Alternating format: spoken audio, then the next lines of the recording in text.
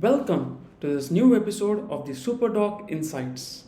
I am Dr. Krishna Bharat, and today we are diving into a question that's deeply personal but also universal. What does it feel when someone calls you a god? For many doctors and healthcare professionals, this question brings a range of emotions. Today, I'll share my own journey through this question, how it helped me understand my role not just as a doctor but as a healer in the broader sense. We will explore how connecting with our own emotions allows us to connect more deeply with the families we serve. When someone calls you a god, it can stir a lot of different emotions. There's gratitude for the trust that's been placed in you, but there's also discomfort, especially when you realize that the outcome isn't always within your control. The reality is, no matter how skilled or experienced we are, we can't save everyone, and that weight can feel overwhelming at times.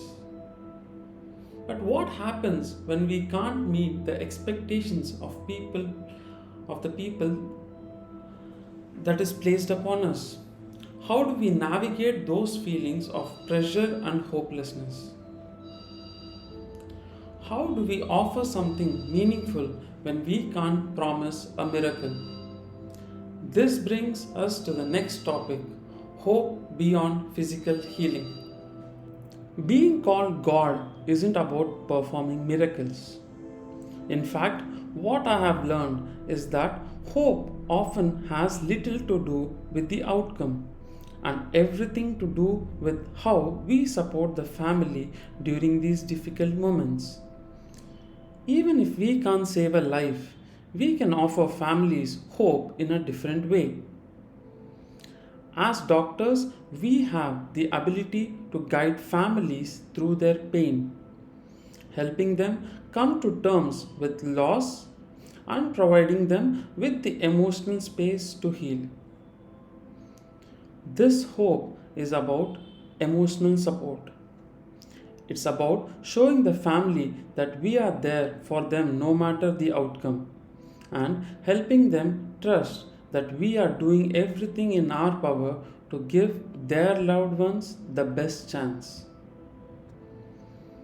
That trust leads me to the next point. Trust is the foundation of our connection with families during these difficult times. Now, here's where things get personal. Many of us wear an emotional mask, especially in our roles as doctors. It's kind of a way of protecting ourselves from the immense emotional weight we carry. For me, my mask was shame. Shame for not being able to meet the expectations placed on me. But wearing that mask not only protects us, it also disconnects us. It creates a barrier between us and the families who need us to be fully present and fully human. As doctors, we can't feel like we have to be invincible, like we can't show any vulnerability at all. But the truth is, when we remove that mask and show our humanity, we become the very thing the family needs. Someone they can trust, someone who understands their pain. So, how do we remove that mask and start connecting on a deeper level? Let's look at that next.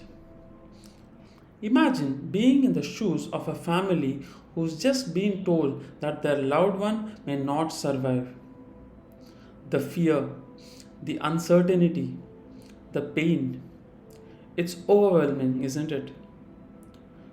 Now think about the trust they are placing in you. In that moment, you are not just a doctor, you are their source of hope. our role extends far beyond the medical aspect. It's about providing emotional support and helping them feel like they are not alone, even when we can't control the outcome. When we focus on connection, we create a space where families can feel supported and understood. This is how we fulfill the responsibility that comes with being compared to God, not by promising miracles, but by offering compassion and a sense of trust. But here's the challenge: how can we offer that connection if we ourselves are hiding behind emotional masks? The first step is introspection.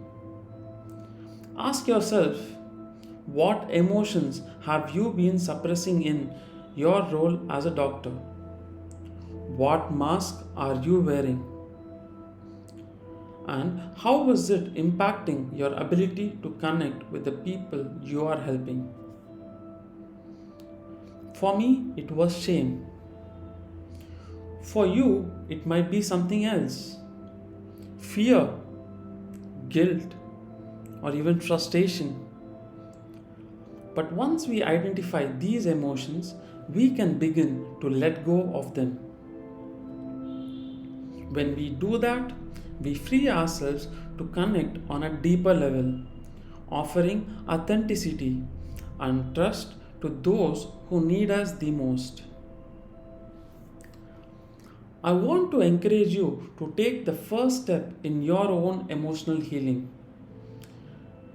Reflect on the questions we explored today. What emotions are you holding back from connecting more deeply with those you serve? What mask are you wearing and why? How would your approach to your work change if you could let go of that mask? Take some time to journal about these questions or even share your thoughts with someone you trust. The process of emotional healing isn't quick, but it's one of the most powerful things you can do, not just for yourself, but for the people you are here to serve. Thank you for joining me on today's journey of introspection. Remember, being called a God is not about living up to an impossible standard. It's about connecting, showing compassion, and offering hope both for your patients, their families, and yourself.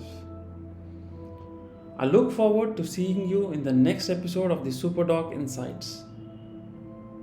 Thank you. Stay balanced, stay healthy.